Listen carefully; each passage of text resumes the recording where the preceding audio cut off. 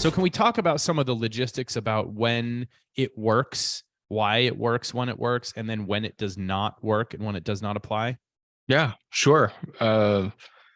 We can start by describing the trade that actually goes on, because this is going to be very, very helpful to tell you when it works and when it won't work. Yeah. With tax loss harvesting, let's assume you're in a globally diversified portfolio, which we preach, and you have multiple exposures, and your US exposure, Fed raised interest rates like last year, and whatever holding you had that represents your US portion of the portfolio went down.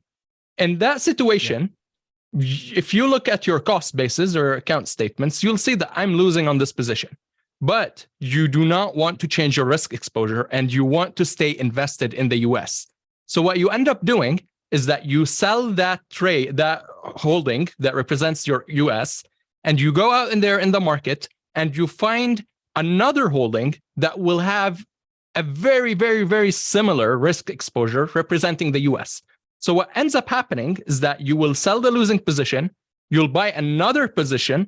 However, your risk exposure stays constant throughout the whole trade.